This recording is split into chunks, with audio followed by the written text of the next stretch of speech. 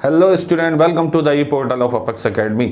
यहाँ पर 11th class में हमने फिजिक्स शुरू करी है बेटा, और the topic is motion in a straight line. ठीक है, तो इसमें कुछ चीज़ें हमने इंपॉर्टेंट डिस्कस कर ली हैं पिछले लेक्चर्स में, आप उन्हें देख सकते हैं, समझ सकते हैं। Today we will discuss about the speed and velocity. ठीक है, ये दो टर्म हैं जो कि हम डिस्कस करेंगे। ठीक है, तो लास्ट लेक्चर में अगर आपने नोटिस किया, हमने दो चीज़ें डिस्कस करी थी। एक तो करी थी बेटा डिस्टेंस या पाथ लेंथ, डिस्टेंस और पाथ लेंथ,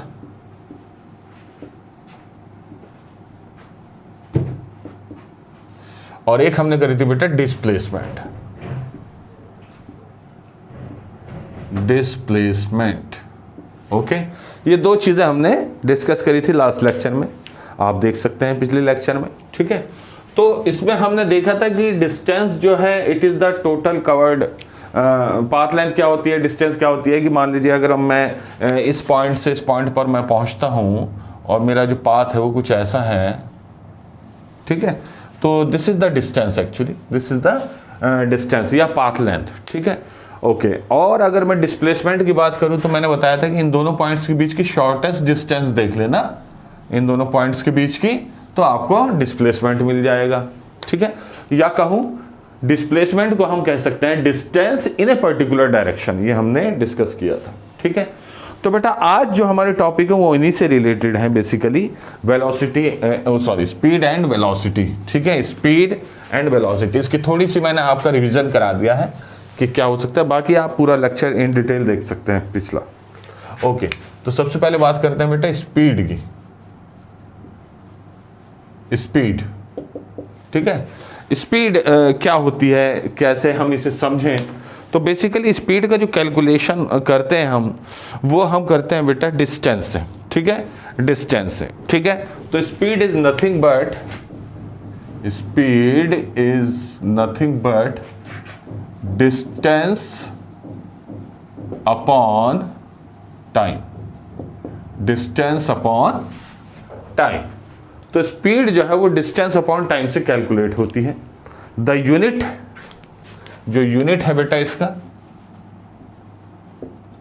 वो आपका मीटर पर सेकेंड है। मीटर पर सेकेंड, या कोई भी ऊपर डिस्टेंस की जो यूनिट होगी वो ले लेंगे, टाइम की जो यूनिट आप चाहें वो ले सकते हैं, किलोमीटर पर आवर भी ले सकते हैं। ठीक है, ओके। तो स्पीड जो है बेटा वो आपका डिस्टेंस पर यूनिट टाइम होता है। ठीक है, तो the rate of covered distance per unit time, the rate of covered distance per unit time is nothing but the speed. Speed को हम क्या कहते हैं, द टाइम रेट ऑफ, मैं यहां लिख देता हूं, ये डेफिनेशन हो जाएगी, time rate of, time rate मतलब कि पर यूनिट टाइम। ठीक है, पर यूनिट टाइम यानी कि एक पर्टिकुलर टाइम में। ठीक है, तो time rate of covering distance,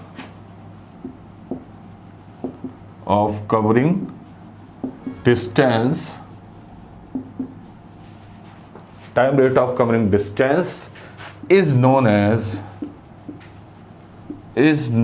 as speed. Speed, ठीक है, इसे हम कहते हैं स्पीड। ओके ओके, नेक्स्ट हम बात करेंगे बेटा वेलोसिटी की।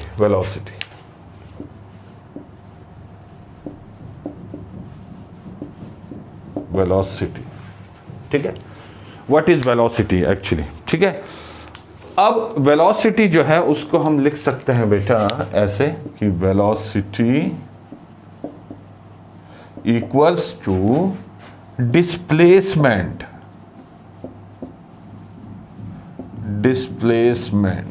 अपॉन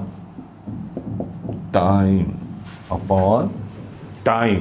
ठीक है, वेलोसिटी को क्या लिख सकते हैं, डिस्प्लेसमेंट अपॉन टाइम। ठीक है, अब यहां से जो वेलोसिटी की जो डेफिनेशन है वो दो तीन तरीकों से हम दे सकते हैं। ठीक है, तो पहला तो तरीका यही है कि time rate of covering displacement, ऐसे कह सकते हैं कि what is the time rate of covering displacement. पहली डेफिनेशन हो गई time rate of displacement displacement, और या तो हम कहते हैं कि टाइम रेट ऑफ डिस्प्लेसमेंट, या हम ऐसे भी कह सकते हैं कि time rate of change in position.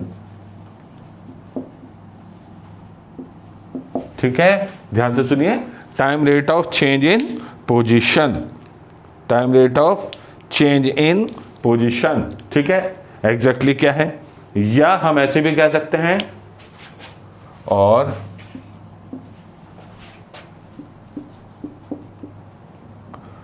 Time rate of change of displacement. अब इन चीज़ों को फिजिकली हम समझेंगे भी। ठीक है, time rate of change of displacement ऐसे भी हम कह सकते हैं। ठीक है, ऑफ एनी ऑब्जेक्ट। ठीक है, या लास्ट वन जो है वो कुछ ऐसे है, मैं ऊपर का चलिए यहीं लिख देता हूँ, speed in a particular speed in a particular direction, speed in a particular direction. तो ये हम चार तरीके से रिप्रेजेंट कर सकते हैं वेलोसिटी को। सिंपलेस्ट वे क्या है कि velocity is nothing but the time rate of change in displacement. ठीक है, ये वाली जो आपकी डेफिनेशन है ये सबसे कॉमनली यूज होती है, time rate of change of displacement, यानी कि कितना डिस्प्लेसमेंट में चेंज आ रहा है पर यूनिट टाइम, उसे हम वेलोसिटी कहते हैं। कितना चेंज आ रहा है डिस्प्लेसमेंट में पर यूनिट टाइम, उसे हम क्या कहते हैं, वेलोसिटी। अदरवाइज हम कह सकते हैं कि टाइम रेट ऑफ डिस्प्लेसमेंट। अच्छा, ये दोनों एक ही बात हो गई, तो मैं से हटा देता हूँ यहाँ से, ये एक ही बात हो गई है लगभग, ये मैंने 2 बार लिख दिया है। ठीक है, कोई बात। ओके, तो time rate of change of displacement, यही सबसे इंपॉर्टेंट बात है, यही सबसे इंपॉर्टेंट डेफिनेशन। अदरवाइज हम कह सकते हैं time rate of change in position, क्योंकि change in position gives you displacement, तो उसका भी टाइम रेट जो है, यहाँ पर मैंने से डिस्प्लेसमेंट लिख दिया, यहाँ पर मैंने चेंज इन पोजीशन लिख दिया, तो बात एक है। ठीक है, उसके बाद speed in a particular direction, यानी कि जो स्पीड होगी उसे किसी पर्टिकुलर डायरेक्शन में हम क्या कहेंगे, अगेन वेलोसिटी कहेंगे। ठीक है, तो इसकी भी जो यूनिट होगी बेटा, इसकी भी यूनिट मीटर पर सेकंड ही होती है, यूनिट जो होती है वो इसकी भी मीटर पर सेकंड होती है। ठीक है, तो यूनिट सेम है, फर्क क्या होता है आप देख लेते हैं। ठीक है, देखिए, जो डिस्टेंस है बेटा वो उसके लिए कोई पर्टिकुलर डायरेक्शन मेंशन नहीं होती डिस्टेंस के लिए, लेकिन डिस्प्लेसमेंट के लिए एक पर्टिकुलर डायरेक्शन का मेंशन करना जरूरी है। तो डिस्प्लेसमेंट जो होती है बेटा वो एक्चुअली एक वेक्टर होती है। क्या होती है, वेक्टर। तो मैं यहां पर कह सकता हूं बेटा, इसे मैं साफ कर रहा हूं यहां से,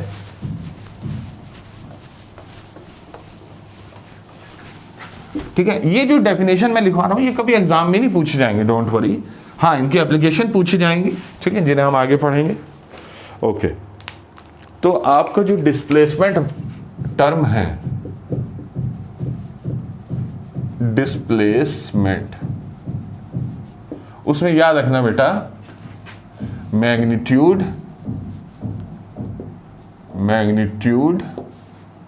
प्लस डायरेक्शन होती है। ठीक है, अब डिस्प्लेसमेंट का जो मैग्नीट्यूड है उसे हम कहते हैं डिस्टेंस। तो जब डिस्टेंस को आप डायरेक्शन के साथ बताएं,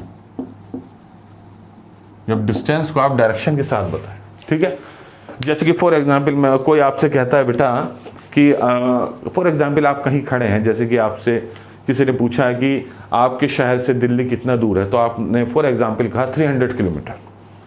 ओके, तो आपके शहर से, जिस शहर में आप रहते हैं वहां से दिल्ली 300 किलोमीटर दूर है, तो ये आपने बताई एक्चुअली डिस्टेंस, कितना दूर है, कहां तक दूर है, ये आपने बिल्कुल नहीं बताई। ठीक है, तो अगर आप ये बताते हैं कि मेरे शहर से दिल्ली टुवर्ड्स नॉर्थ 300 किलोमीटर है, तो आपने एक डायरेक्शन मेंशन कर दी कि नॉर्थ की तरफ जाना है आपको 300 किलोमीटर, तब आप दिल्ली पहुंच जाएंगे। तो बेटा ये डिस्प्लेसमेंट हो गया, ठीक है। बट जब हम बताते हैं ना किन्हीं दो शहरों की बीच की दूरी की भाई यहाँ से आपका दिल्ली कितना दूर है, मुंबई कितना दूर है, तो याद रखना आप हमेशा डिस्टेंस ही बताते हैं, आप कभी डिस्प्लेसमेंट नहीं बताते। यानी कि जो माइल स्टोन लगे रहता है ना सड़क के किनारे, आप देखते होंगे बस में जाते हुए, कार में जाते हुए कि सड़क के किनारे माइल स्टोन लगे, उस पर लिखा हुआ है, जैसे आप मान लीजिए देहरादून जा रहे हैं तो आप देखेंगे कि देहरादून 60 किलोमीटर रह गया, अब देहरादून 59 किलोमीटर रह गया। तो ये जो होता है ये एक्चुअली डिस्टेंस लिखी होती है, डिस्प्लेसमेंट कभी नहीं होती, ठीक है। डिस्प्लेसमेंट तो फिजिकल ऑब्जर्वेशन के लिए होती है, जब हम कोई फिजिक्स के अकॉर्डिंग कुछ सॉल्व करते हैं, कोई प्रॉब्लम सॉल्व करते हैं। तो डिस्प्लेसमेंट बेसिकली आपको मैग्नीट्यूड और डायरेक्शन दोनों का कॉम्बिनेशन देती है, जिसमें मैग्नीट्यूड क्या होता है डिस्प्लेसमेंट का, उसे हम डिस्टेंस कहते हैं। जब डिस्टेंस डायरेक्शन के साथ बताई जाएगी तो बेटा हम डिस्प्लेसमेंट बताएंगे। इसी वजह से डिस्प्लेसमेंट क्या है, एक वेक्टर क्वांटिटी है। क्या है बेटा, जो वो क्वांटिटी जिनमें मैग्नीट्यूड और डायरेक्शन दोनों होती हैं उन्हें वेक्टर कहते हैं। तो डिस्प्लेसमेंट एक वेक्टर है।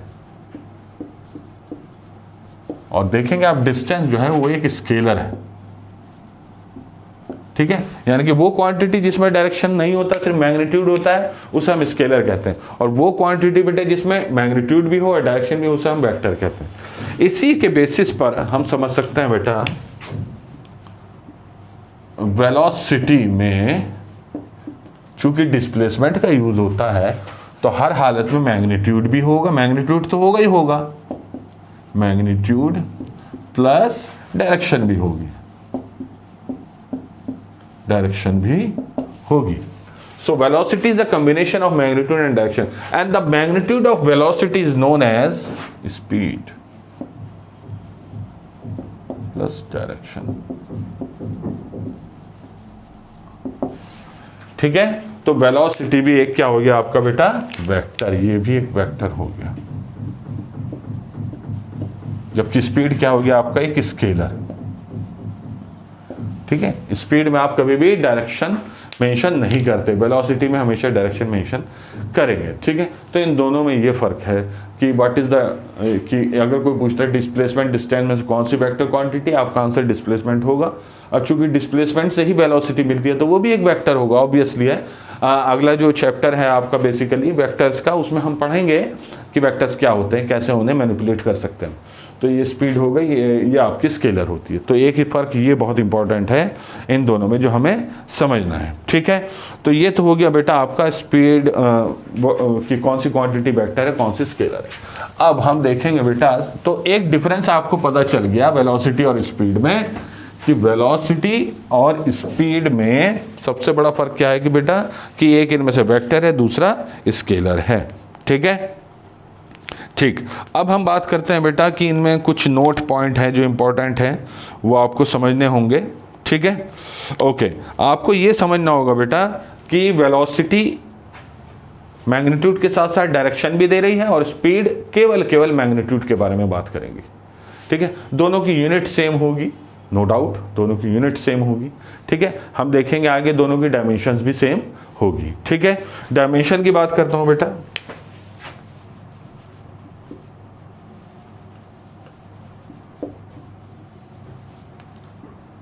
डायमेंशन, ठीक है।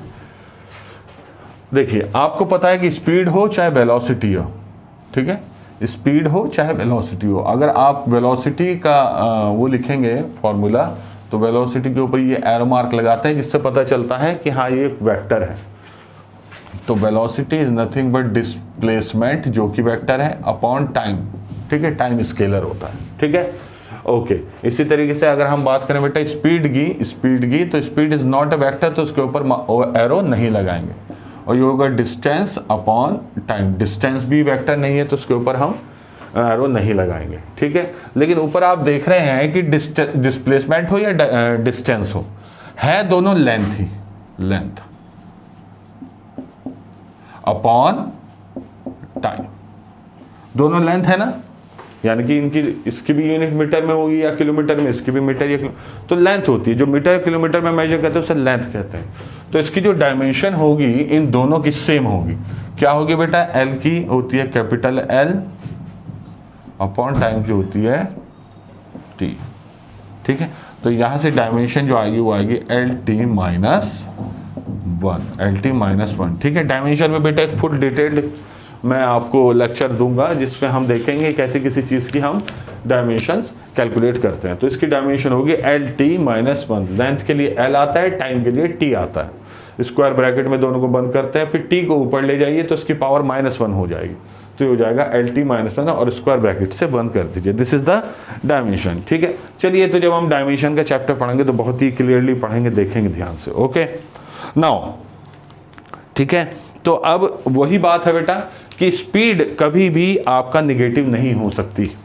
स्पीड कभी निगेटिव नहीं हो सकती, जबकि वेलोसिटी जीरो भी हो सकती है, निगेटिव भी हो सकती है और पॉजिटिव भी हो सकती है, लेकिन स्पीड कभी भी निगेटिव नहीं होती, कभी निगेटिव नहीं होती स्पीड। ठीक है, अब इस चीज़ को समझने के लिए आपको याद होगा, मैंने आपको लास्ट लेक्चर में समझाया था कि डिस्प्लेसमेंट पॉजिटिव भी हो सकती है, जीरो भी हो सकती है, निगेटिव भी हो सकती है।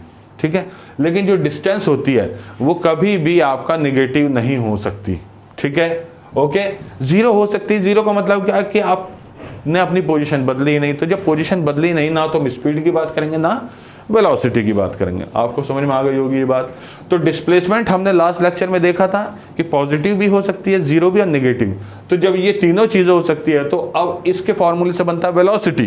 तो वेलोसिटी भी प्लस भी हो सकती है, जीरो भी हो सकती है और माइनस भी हो सकती है। ठीक है, ओके, इसे हमने लास्ट लेक्चर में डिस्प्लेसमेंट की मदद से समझा था। उसी बेसिस पर वेलोसिटी भी प्लस भी हो सकती है, जीरो भी और माइनस भी हो सकती है, यानी कि नेगेटिव भी हो सकती है। ठीक है, तो ये हुआ आपका वेलोसिटी का कंसेप्ट। ओके, वेलोसिटी और स्पीड का कंसेप्ट। ठीक है, इस चीज़ को समझना ज़्यादा ज़रूरी है एक्चुअली। इतना इसमें परेशान ये नहीं होने की ज़रूरत है बिल्कुल कि इसकी डेफिनेशन कैसे लिखूंगा मैं, क्या होगा। आप सिंपली जो मैंने बताया आप डेफिनेशन में से लिख सकते हैं। ओके, चलिए आगे बात करते हैं बेटा अब uniform motion in a straight line की। Uniform motion in a straight line, uniform motion in a straight line, uniform motion in a straight line. तो अब हम देखेंगे यूनिफॉर्म मोशन क्या होती है, what do you mean by uniform motion. ठीक है, तो उससे पहले एक वर्ड मैं आपको समझाना चाहूँगा जो अभी थोड़ा सा समझना सही रहेगा, एक्सीलरेशन। एक्सीलरेशन, ठीक है, एक्सीलरेशन। देखिए जब आप रोड पे कोई कार चलाते हैं या बस में बैठते हैं तो आप देखते हैं कि उस कार की या बस की जो वेलोसिटी है या स्पीड है जो भी आप मेजर कर रहे हैं वो यूनिफॉर्म नहीं है। कहीं वो ज़्यादा हो जाती है, कभी कम हो जाती है। कोई ब्रेकर आता है तो स्पीड कम कर लेती है बस या कार। ठीक है, अगर आपको रास्ता खाली मिलता है तो आप अपनी स्पीड बढ़ा देते हैं, यानी कि स्पीड बढ़ती चली जाती है। ठीक है, 40 से 50, 50 से 60, 60 से 70 किलोमीटर पर आवर के हिसाब से अपना मीटर अगर आप ओडोमीटर देखें आप। ठीक है इसके अलावा आप नोटिस करेंगे बेटा कि जब कहीं जाम लगता है तो आपको बस अपनी कार या बस को रोकना भी पड़ता है। तो आप देख रहे हैं कि इस पूरे ट्रैवल के दौरान, यानी कि अगर आप मान लीजिए देहरादून से दिल्ली जा रहे हैं तो आप इस पूरे ट्रैवल के दौरान किसी एक वेलोसिटी से मूव नहीं कर सकते। ठीक है, क्योंकि ऑब्स्टेकल्स आते रहते हैं बीच बीच में बहुत सारे। ठीक है, तो बेटा क्या होता है कि जहां पर आपकी वेलोसिटी बढ़ती चली जाती है, बढ़ती चली जाती है, तो वहां पर जो आपकी मोशन कहलाती है वो कहलाती है एक्सेलरेटेड मोशन। बहुत ही सिंपल वे में समझा रहा हूं मैं आपको भी, ये एक्सेलरेटेड मोशन या वेलोसिटी या स्पीड कुछ भी कह सकते हैं आप। एक्सेलरेटेड क्योंकि स्पीड आपकी मान लीजिए आपने 0 से चलना स्टार्ट किया और 100 किलोमीटर पर आवर पर जाकर आप रुके तो स्पीड बढ़ रही है ना लगातार। ठीक है, स्पीड लगातार बढ़े। अब 100 पे जाके आपने अपनी वेलोसिटी को, मोशन की जो ये वैल्यू है ये रोक दिया, अब आप 100 पे ही चल रहे हैं। लेकिन ऐसा तो नहीं कि अब आप दिल्ली तक 100 से चलेंगे, बीच में कहीं आपको ब्रेक भी मारने पड़ेंगे तो वेलोसिटी कम हो जाएगी। तो एक्सीलरेट जहां पर वेलोसिटी कम होगी वहां पर उसे हम कहते हैं retarded motion. Retarded motion. Retarded motion क्या होती है बेटा, आप 100 पे चल रहे थे, अचानक सामने ब्रेकर आया या कोई रेड सिग्नल आया तो आपने अपनी वेलोसिटी 100 से 0 कर दी क्योंकि आपको रेड सिग्नल पर रुकना है। ठीक है, तो ये हो गया रिटार्डेड मोशन। तो आप देख रहे हैं कि वेलोसिटी कहीं पर भी यूनिफॉर्म नहीं हो पाई, यानी कि वेलोसिटी एक जैसी बिल्कुल नहीं हो पाई। तो इसे कहते हैं बेटा एक्सीलरेशन या रिटार्डेशन, ठीक है, या रिटार्डेशन, इसे हम रिटार्डेशन कहते हैं, रिटार्डेशन, ठीक है। अब ये जो आपका एक्सीलरेशन है या डी एक्सीलरेशन है, ये आपको क्या करेगा कि आपकी मोशन को एक जैसा नहीं रहने देगा, तो इसे हम कहते हैं नॉन यूनिफॉर्म मोशन, ठीक है। इस टर्म को हम आगे भी समझेंगे एक्सीलरेशन को बहुत अच्छे से, लेकिन अभी इतना ही समझ लीजिए। अब अगर किसी बॉडी की जो मोशन है उसमें कोई चेंज नहीं आ रहा है, यानी कि for a particular time interval कोई बॉडी सेम डिस्प्लेसमेंट या सेम डिस्टेंस कवर कर रही है, तो उसे हम बेटा यूनिफॉर्म मोशन कहते हैं, ठीक है। अब मैं यहां लिखता हूं बेटा uniform speed, uniform speed. Uniform speed क्या होगी बेटा, सेम टाइम इंटरवल में अगर बॉडी सेम डिस्टेंस कवर कर रही है तो उसकी मोशन यूनिफॉर्म है, सॉरी यूनिफॉर्म, उसकी मोशन यूनिफॉर्म है, ठीक है। तो यूनिफॉर्म स्पीड क्या हो गई, during same time interval, during same time interval if a body is covering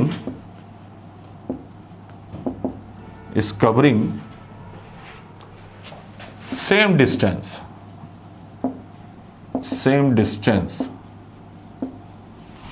ठीक है।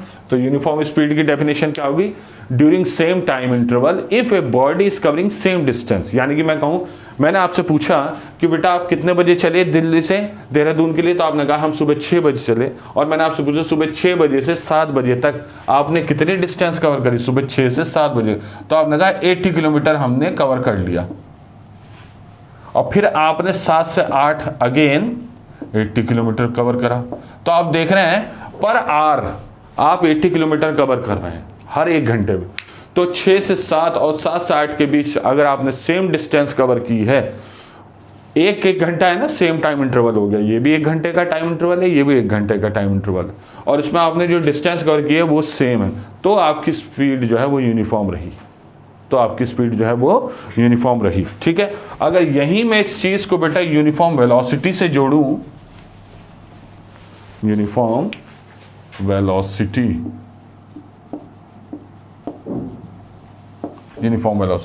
तो बस मुझे यहां सेम डिस्प्लेसमेंट लिखना होगा,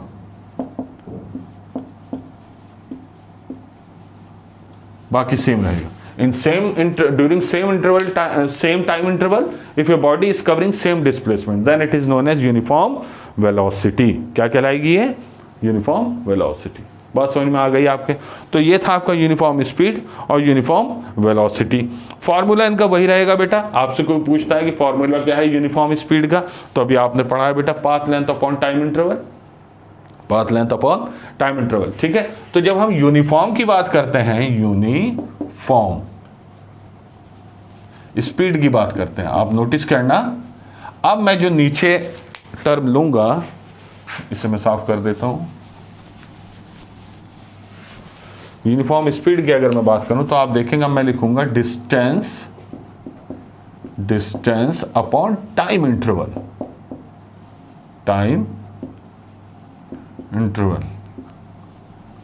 ठीक है, डिस्टेंस अपॉन टाइम इंटरवल। अब मैं ऐसे लिखूंगा यूनिफॉर्म स्पीड जब मैं लिखूंगा। यूनिफॉर्म वेलोसिटी जब लिखूंगा तो बेटा लिखूंगा डिस्प्लेसमेंट अपॉन टाइम इंटरवल,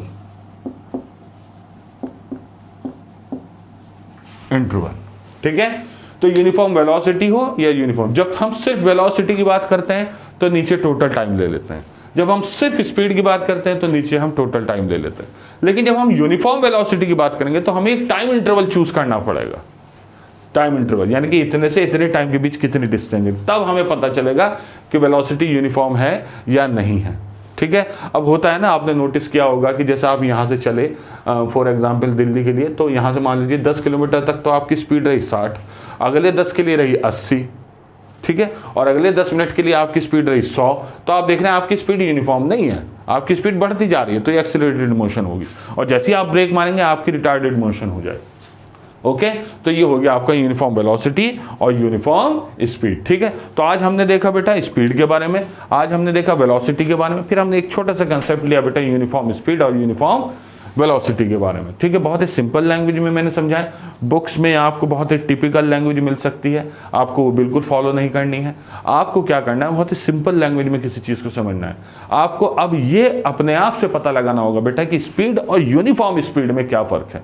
ठीक है, स्पीड क्या चीज़ होती है, यूनिफॉर्म स्पीड क्या होती है। ठीक है, अब ये आगे और बहुत सारी इंपॉर्टेंट टर्म आएंगी, तो बने रहिए हमारे साथ। अगर आपको ये लेक्चर अच्छा लगा हो तो इसे लाइक कीजिए, शेयर कीजिए, सब्सक्राइब कीजिए हमारे चैनल को।